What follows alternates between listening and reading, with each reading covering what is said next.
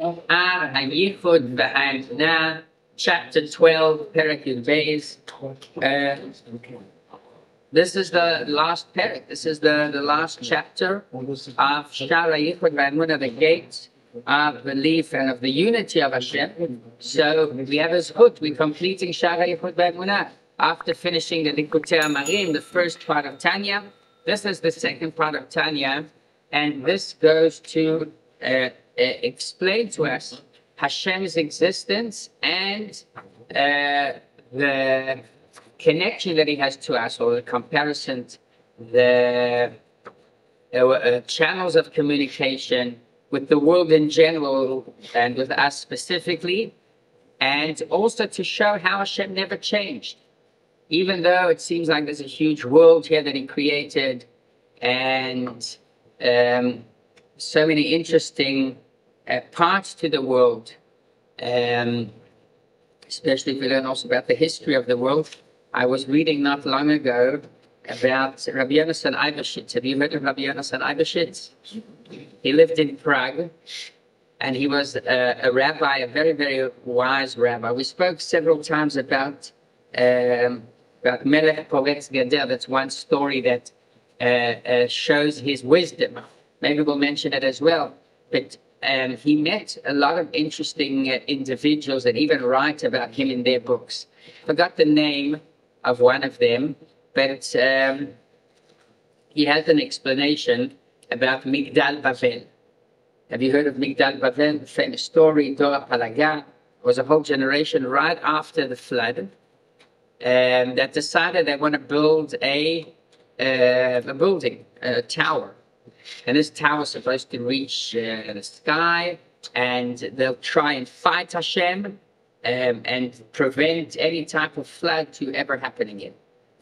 That was the idea. Now, Rabbi Yonasan Eibeshitz explains a fascinating idea behind this. Rabbi Yonasan Eibeshitz lived between the years 1685 and 1765, or something like that. So that's way before they invented airplanes. And what he says is that the Migdal Bavel that they planned to do, this tower, was basically to shoot a flying ship, that's how he describes it, into space, and to land at a different moon. He doesn't say which moon, but a different moon, and to build a civilization over there. That was the intention of Dor HaPalaga.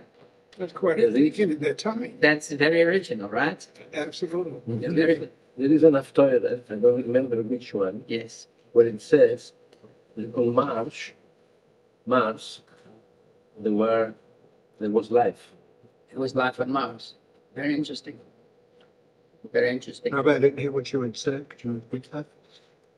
Yes, that Rabbi Yonasan Eibeshitz explains the meaning of the Tower of Babel that they created. It wasn't just a tower. And by the way, he has a few questions. When you read the story, what does it mean that you're going to build this huge, tall tower and you're going to fight Hashem? That's like, if He could bring a flood, how's that really going to help you?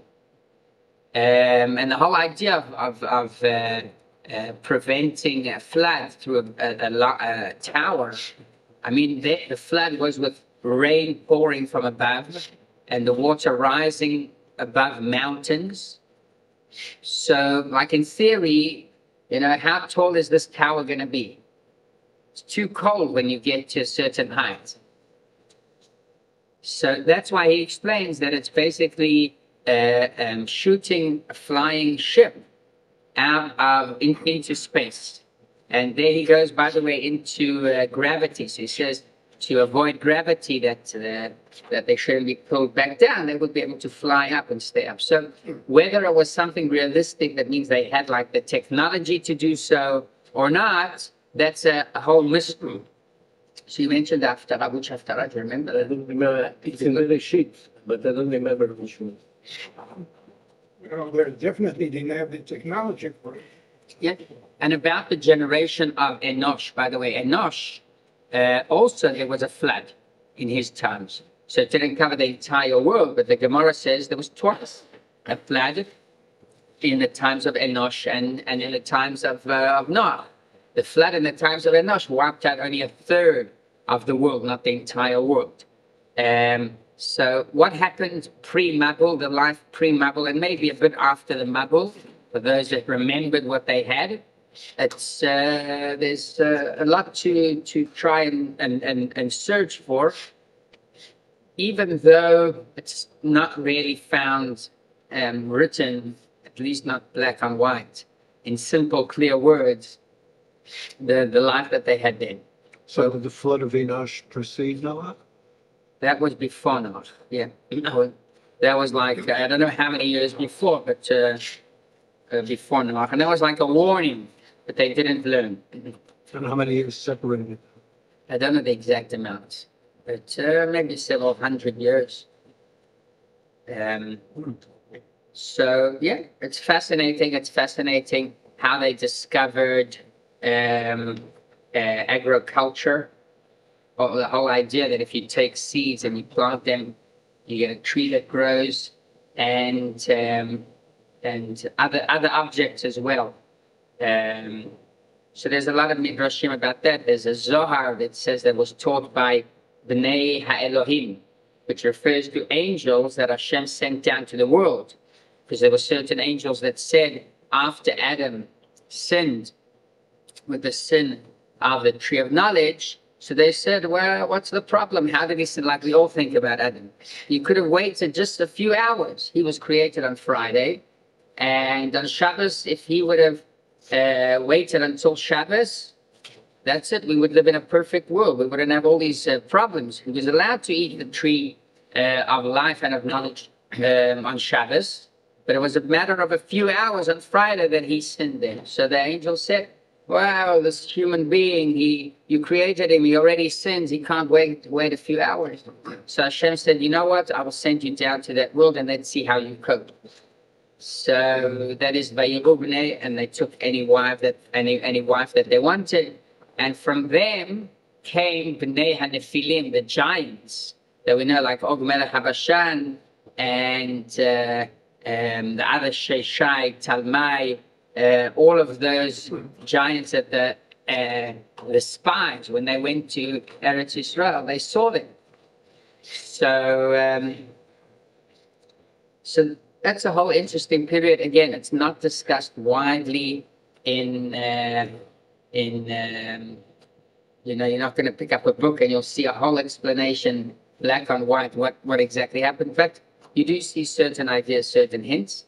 And it's very interesting to look into that. So we got into that from Rabbi Yonasan Eibeshitz with his original approach on Dor HaPalaga.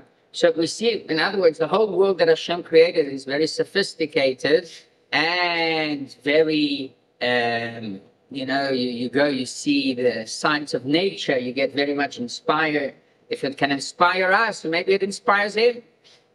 But Hashem is not inspired by anything. Maybe he is inspired, but it's not an added part to his being. And that is, Ani Hashem lo shaniti, I Hashem have not changed. So that's important to know, that despite this great world that we live in, it does not affect Hashem, and it's not added to his being and existence. What parasha is Ani Hashem lo shaniti? I think it's also Haftarah.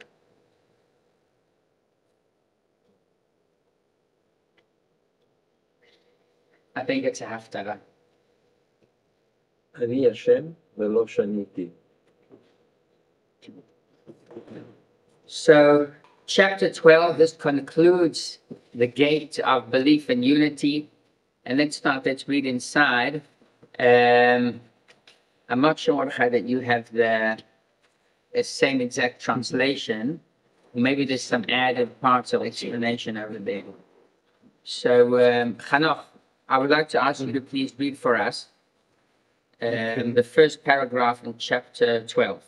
Although there are only 22 letters, the creatures are divided in their general and particular kinds by changes That's similar. and the combinations, substitutions, and transpositions of the letters, as was explained above. For every letter is a flow of life and an individual and particular power.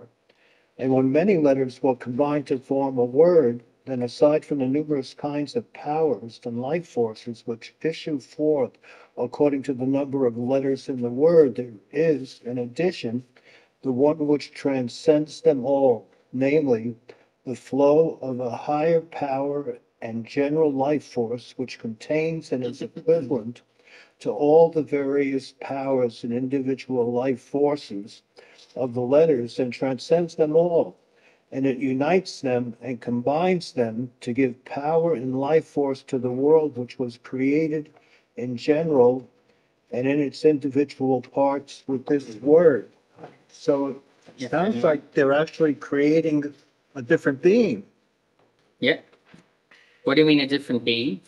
Each letter, It's being redefined, what? What's being redefined? the nature of life with these different patterns. Exactly. Each letter is a different pattern.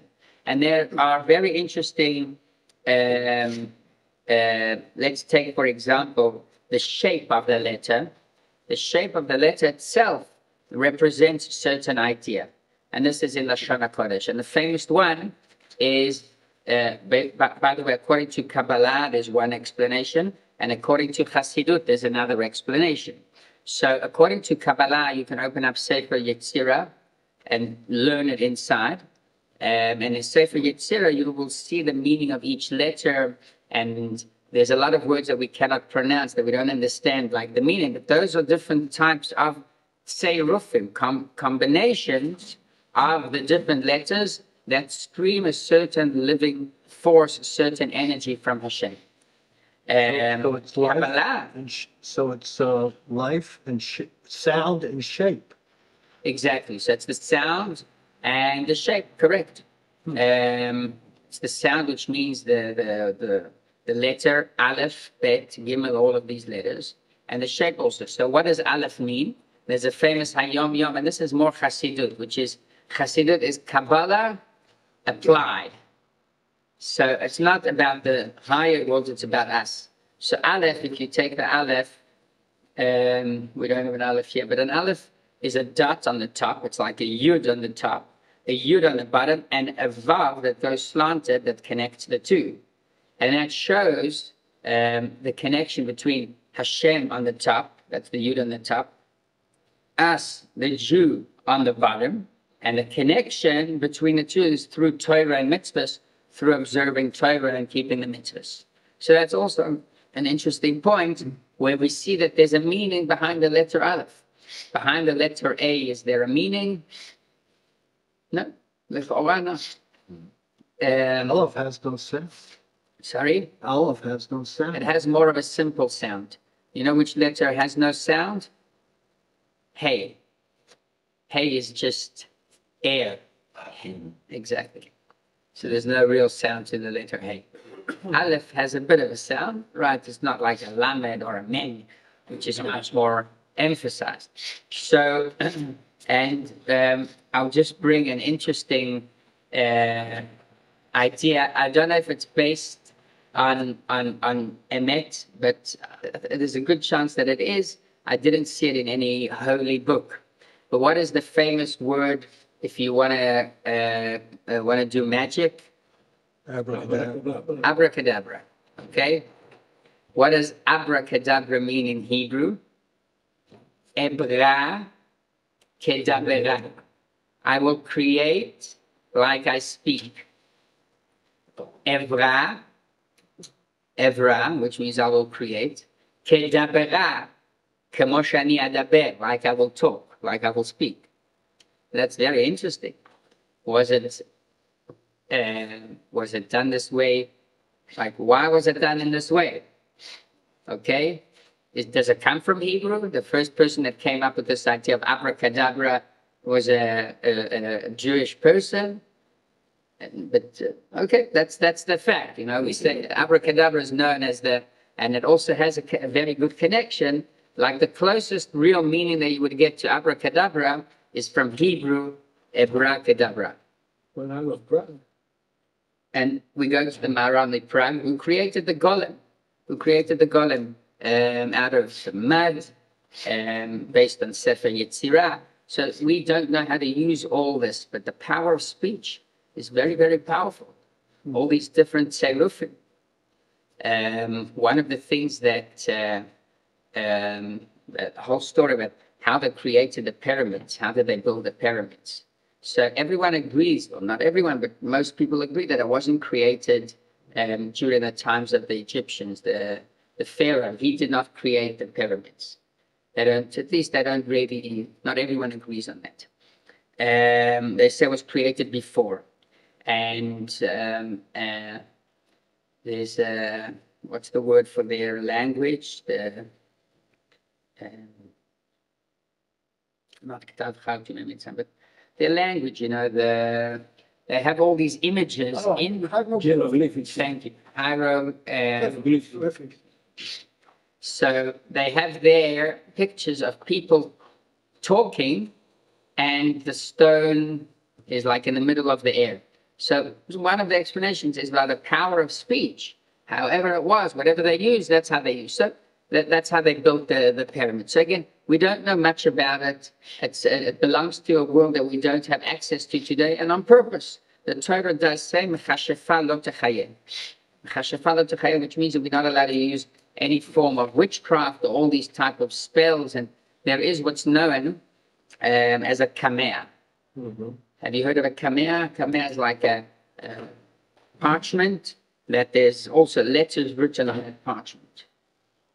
So the Mishnah, when it comes to the laws of Shabbos, the Mishnah says what can you carry and what you cannot carry.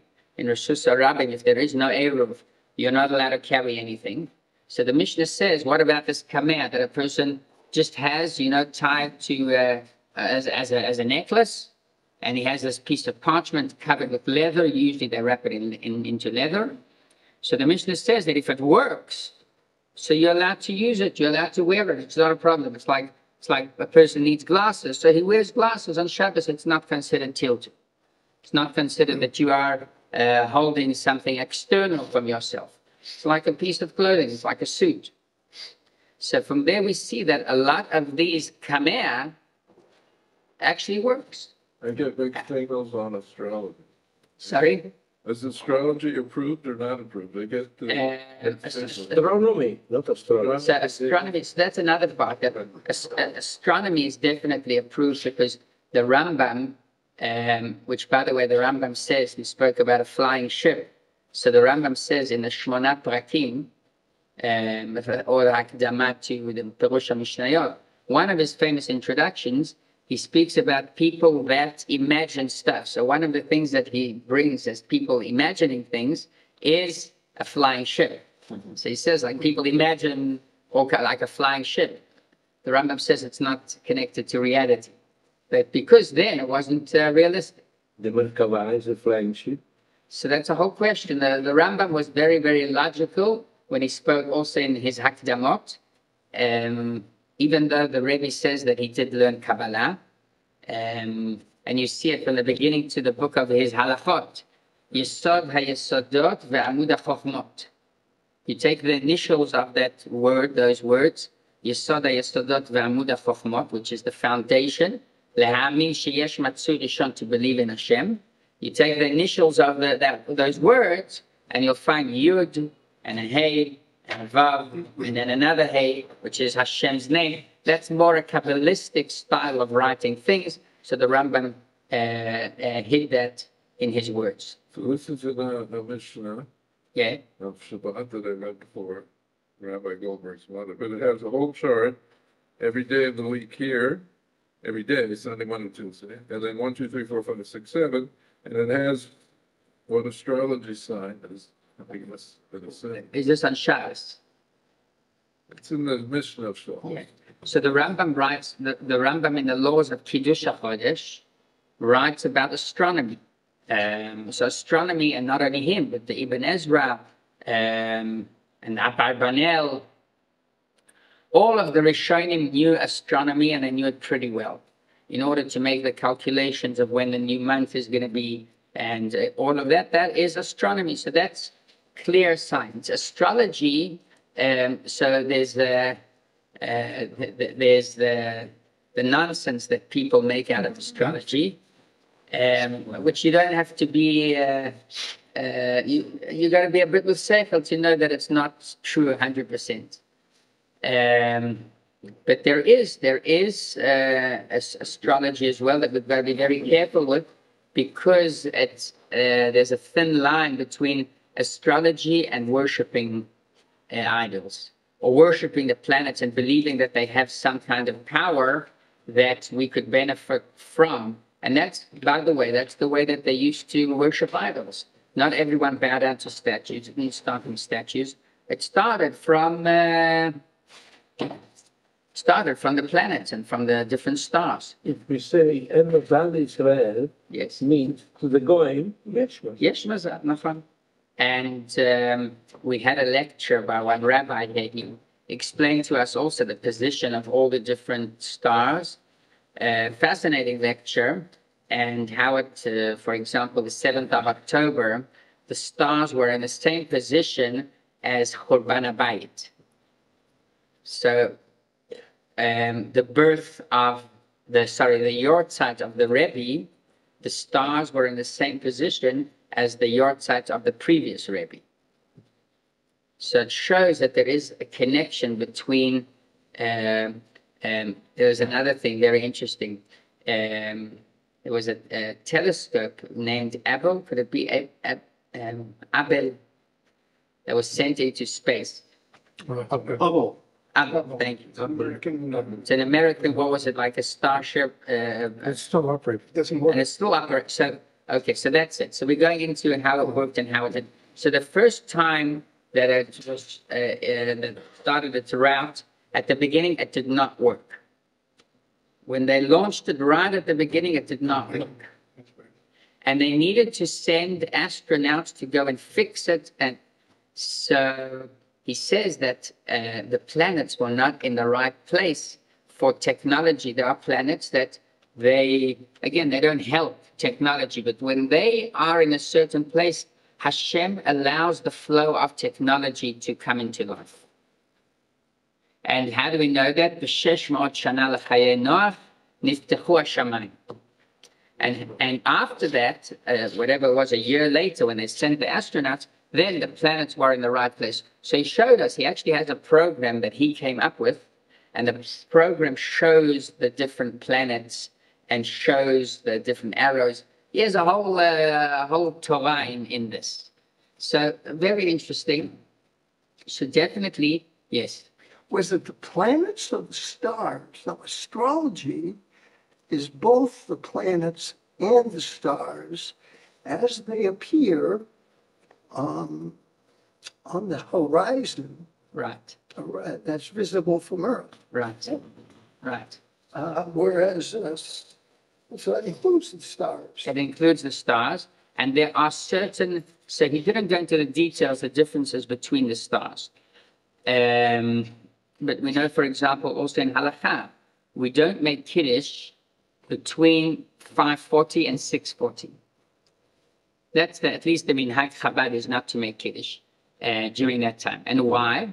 It's because that is the time that planet Mars is, however we would describe it, is that's its time. It's not that he rules at that time, but he has an influence on the world. And planet Mars is connected, or a person that was born, we're going to come to Purim, and there's a famous story in the Gemara. The Gemara said that there were two rabbis that sat together for a meal, for a Seudas Purim, and one of the rabbis, Kam Rabba, Shaftei LeRab Zera. Rabba stood up and killed Rab Zera. That's what the Gemara says. Is that for dessert? Sorry? Is that for dessert? That's it. He drank a lot of wine. And by the way, the Rebbe says that this story happened literally. And how do we know that it happened literally? And it's not like a metaphoric idea, or it's not like because as a result, the rabbis said in Shulchan Aruch is, although we have a mitzvah to drink, but take it easy, because we don't want people killing each other on the streets because they're a bit shikar. So the story happened. So one of the explanations, how did the story happen? Because Rabbah was born on planet Ma'at, not on the planet, but while the planet Ma'adim was with the full energy, whatever we would say. It's the time that that planet has an influence on the world. And but that's one explanation how it happened. There's an explanation of the Rebbe, a beautiful explanation. But that shows that, again, the planets have some kind of effect. So, for example, the Gemara said, what should a person do if he's born on that time? So it means that that person gets excited when he sees blood. He has a potential to become a murderer. So the Gemara says, become a mohel or a shaykhit. Okay. You've got free choice. There's no excuse to kill human beings. Go become a mohel or go become a shaykhit. Okay, so instead of killing human beings, you can help them by providing a meat. What happened to didn't they be invited up to Kiddush next week? And not only that, but he told the next year, so the end of the story is that Rabbah brought him back to life. And not only that, but the next year, Rabbah invites Rab Zera and tells him, would you like to have a Purim Seudah again? So said, not every time there could be a miracle. By the way, the Rebbe explains this. The Rebbe said he didn't use a knife or anything like that. The Rebbe says, and it's also hinted in the Ben Yehoyada, the Rebbe says that they were talking Divrei Torah on such a high level that Rab Zera, his soul just left the body out of inspiration. He was so spiritually touched by the Divrei Torah and Divrei Kabbalah that caused him to die. And the Rebbe said it's hinted in the names. Zera comes from the word Zeira, or in Hebrew, Zair. Mhm. Zair means small. Rabbah, big, great. So Rabbah could learn these high inspirations and still be able to accept it well and to live on. Rabbi Zera, he was like so inspired, and that's it. He just so passed out. So Rabbah brought him back to life. So, and the Rebbe connected to Nadav Avihu. Nadav Avihu, they also drank wine, and they also died, but how did they die? They were so inspired, we're going to learn it a bit later, they were so inspired by the Mishkan, by this tabernacle that Hashem just told them to build, and they built it. And Hashem says, I rest there in the Mishkan. So what they wanted to do is they brought Ketoret, they brought the incense, and they just brought it into the Mishkan without permission, and that was the problem. But that was so inspired by Hashem, they couldn't control themselves. So again, this is the whole, so yes, so the astrology is real. What part of astrology is real is the part that, yes, there are the planets and the stars. And by the way that he actually pictured it on his program is like that. It's like a circle. Planet Earth is in the middle. And we know there's Mazal Shor, Mazal Taleh, all of these Mazalot, they actually do exist. And Haman, by the way, and he has a very good word. Haman, when he wanted to kill the Jews, he said, I cannot just go and kill them, in a conventional way. I know that they have a powerful God. I know that they are the chosen nation. So he did two things. He built a Etz Gavoa 50 Aman. Why do you need to build a Etz Gavoa 50 Aman? Why does it have to be 25 meters tall?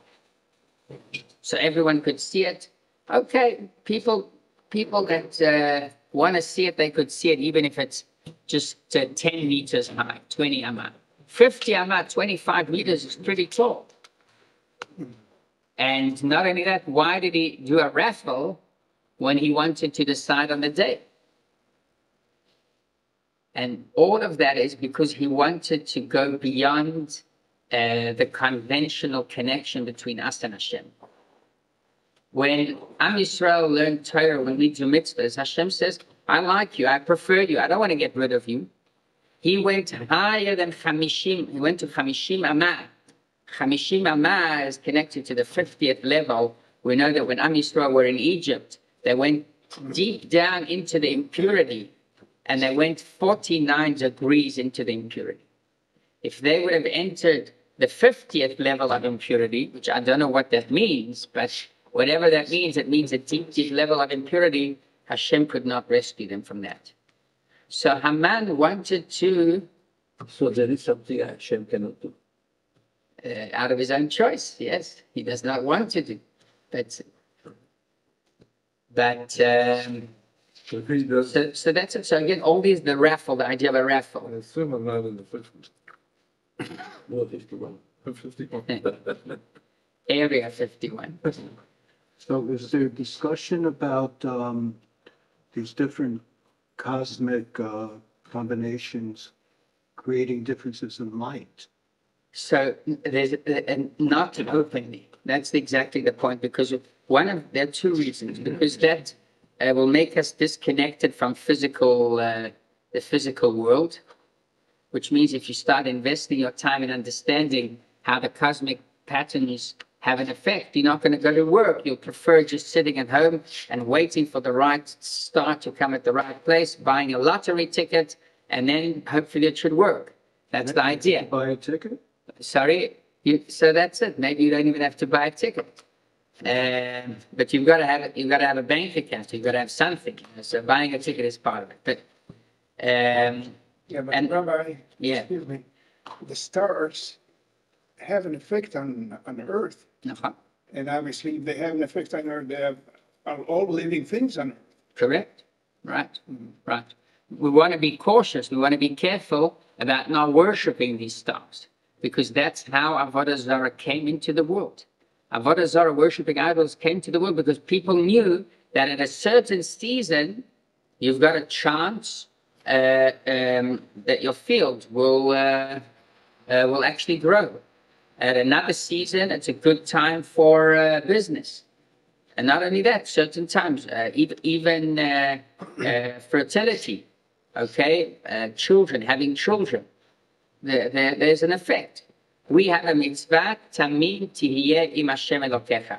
We've got to be simple, we've got to be wholesome with Hashem, we've got to believe in Hashem, and that makes sure that we shouldn't be distracted by all these other signs. Yes, they do exist. Yes, there's not much written about them. For that very reason, the rabbis do not want to go into it. They do not want to explain all of these ideas because it leads to Avodah Zarah. So, but back to what the Alter Rebbe does tell us is the holiness of the letters. This is what we're learning about now. We're learning how holy these letters are, and not only that, but through the letters, this is the channel that Hashem uses in order to connect to us. Through these letters. Okay, let's continue with the second paragraph. I would like to ask Mayor, please, to read for us. This is the second paragraph. Let's see. No, inasmuch as each and every letter of the 22 letters of the Torah is a flow of life force and an individual, particular power which does not flow through any other letter. Therefore, the written shape of each letter is in a specific distinctive form, which indicates the pattern of the flow and the manifestation. What's it? Manifestation Of the light. of the life. Yeah, there it is. And the life force and the power which is revealed and flows through this letter, i.e., for example, how it flows and is revealed from the attributes of the Holy One, blessed be He, and His will and His wisdom. Ephemeral. So this is what we spoke about, the pattern of each letter. Each letter has a different pattern that shows a different stream of this light and the living force from Hashem. So again, where could we read more about it? Truth is, I don't really know. This is Kabbalah concept, and I'm not sure if we've got to go into that exactly. The idea is that Hashem connects to us, and that it's important to respect the letter. The letter itself has a holy part to it. And a different sound. And right, sounds as well. There is someone that he does here several times, and he has a lecture, and perhaps we should bring him to give the lecture. And this is about, I think it's the different types of light. He spoke to me about it on Hanukkah time. We didn't have the opportunity to do it during Hanukkah, but different types of light and the sounds of light, which is interesting. You don't think that there's sounds to light. I think he has a whole presentation and a very interesting lecture that he gives about the sounds of light and in connection also to the letters. And Bezrat Hashem will bring him to give a lecture. Okay, let's continue. Ovadia, would you like to read for us? Shai, you want to read? Yes.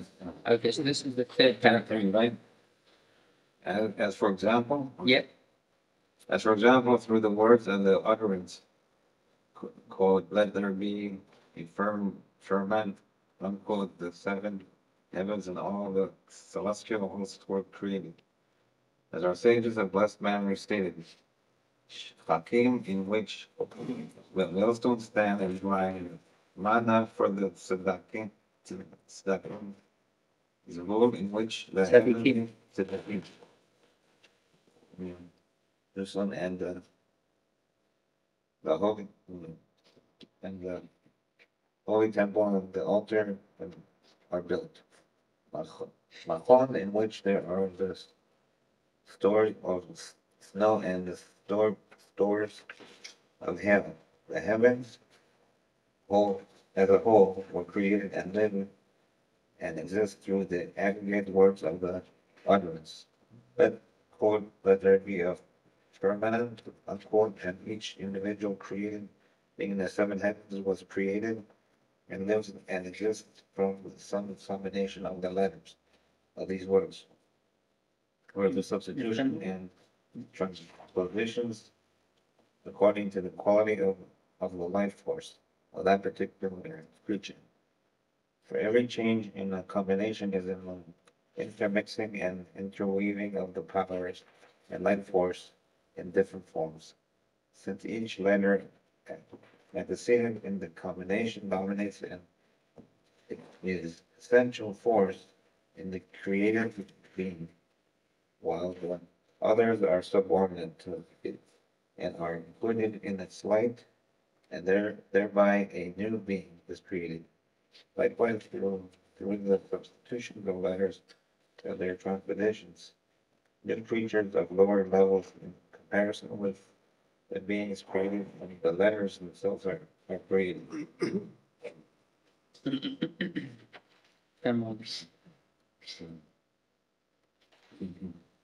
Okay. You get the next one. So again, this is another fascinating Gemara, and this is the Gemara in Masechtas Chagiga. The Gemara says that there are seven different skies, Reki'im, Shiva Reki'im, and they all come from this adherence, Yehirakia. So Yehirakia combines all these seven different skies, which each sky has a different purpose. Now, what is the meaning that there's seven skies? That Beis Hamikdash is on one level, and there's Mana on another level, there's Sheleg and Otzrot Barad on another level. I'm not exactly sure. We've got to try to see there in the Gemara and other commentators that speak about it over there. But the idea is that from one set of words, Yehirakia, there is formed seven different skies with different different objects in them, different purpose to them. And how does that happen? Because we use what's called chilufim and tmurot. So they change the letter rakia and they read it upside down, other way, starting from the ayin yud, kuf resh. Ayin yud, ikar. So maybe that has to, again, we don't know the exact effect that all of these have, But this is how it works again, because this is the channel that Hashem creates the world with. So this is part of renewed creation. נכון. נכון. Through the letters. Okay, and now the Alter Rebbe brings a parable, an example. We'll see this from the light of the sun and the light of the moon. So, yeah, let's continue. Ovadia, please read for us. This is the fourth paragraph. And what is that the owl? What is that? What's this? For they, He's in the home. Yes. what, the owl? No, the changes. But there's a letter in there. Okay. For they, the changes in the letters, by way of illustration, are as the light which shines upon the earth at night from the moon. Oh. And the moonlight is from the sun. Hence, the light which is on the earth is a reflected light from the light of the sun. Okay, let's continue. So we'll just speak about that. It says in the Zohar that Ayareach Sihara leit la migarma klum. The moon has no light of itself.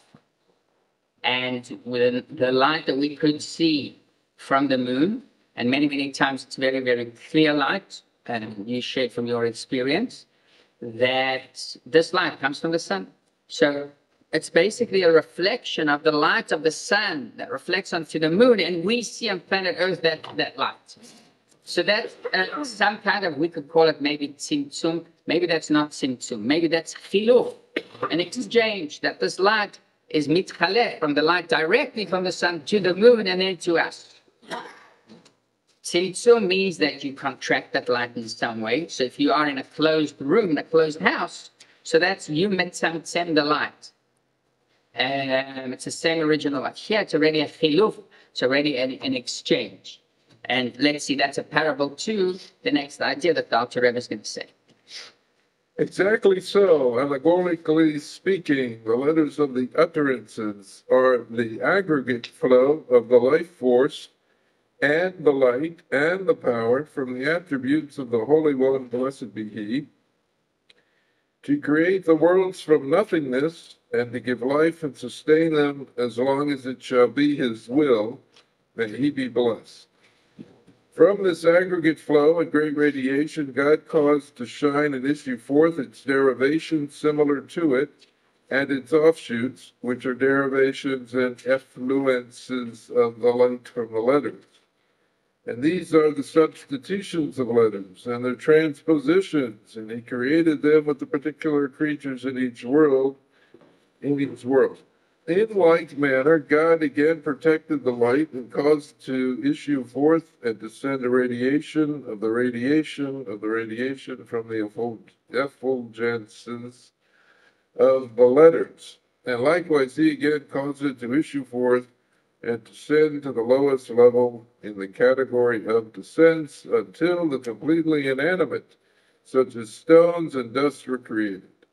And their names, Heaven and afar, are substitutes of substitutions and transpositions of transpositions, as explained above. And here we complete the second part of Tanya, and what the Alter Rebbe tells us over here again is the idea that there are chilufim and tmurot, etc. That's how there are stones. It doesn't say Yehi Evan.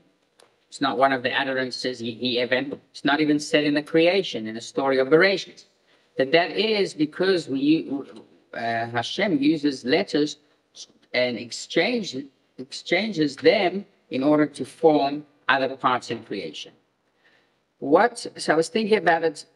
We're going so much, we went through this idea so many times. The Alter Rebbe goes, starting from chapter Yud, from chapter 10, 11, 12, even Tet, the Alter Rebbe speaks about it. Letters, and we get the idea. Why is the Alter Rebbe continuing to speak about the letters and how Hashem basically creates the world through these letters? And the Chilufim, the Alter Rebbe speaks about it again and again and again. What's the idea? So I'll tell you what I thought. Maybe you have also a certain idea, because also last week we spoke about the same concepts. The Alter Rebbe wants to tell us one thing, and I'll tell you there's a story that one Chassid asked another person that did not learn Chassidut, and he asked him a question. He told him, what does Hashem need to do if he wants to get rid of the world? If he wants to destroy the world, what does he have to do? So that person started off with saying, well, he can bring a flood. He brought a flood and destroyed the world in the times of Noah. He can do it again.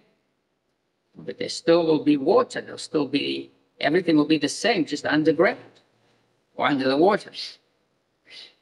So he said, you know what, Hashem could burn the world if he wants. But then he said, there'll still be ashes. There'll still be something. And he told him, okay, so what would Hashem do? What is the answer? Then he said, all Hashem needs to do is stop creating the world. And through understanding that the world is just words that Hashem is saying constantly, we can clearly understand how he could, in one moment, stop all this. All he needs to do is stop saying these asara ma'amarot. Stop giving this living force through these channels. You've got to know the channels that Hashem uses in order to understand how he can stop them. So the only thing that he uses is basically letters, and we are all basically a bunch of letters. And not only that, the name of a person that's very much connected to his being, to who he is. The Rebbe rarely told people to change their names. There was one letter that I saw not long ago, and that's the first time that I see the Rebbe tell someone to change their name. It was a lady, and her name was Batia. If I'm not mistaken, her name was Batia. Batia is a very powerful name. Batia is a name, the daughter of Hashem. Bat, Yud-Kei, the daughter of Hashem. So it's a very strong and powerful name. And if you could not live to that name, the Rebbe suggested, I think, to change the name or to add another name as well. So usually the Rebbe did not tell people to change their name. But You did, yes, yes. who? Steinsaltz, Steinsaltz, correct. an aunt of mine, To change the name. yes. An uncle of mine. Wow. There are quite a few. Okay. It's interesting because the most of the stories that I saw is the Rebbe did not tell people to change names. But there are, I guess, there was one lecture, and now what Yaakov Meir is saying, that the Rebbe did say to certain people, yes, to change their name. Because yes, there's a certain effect on a person's name, to his personality, to who he is. Yeshar Koach.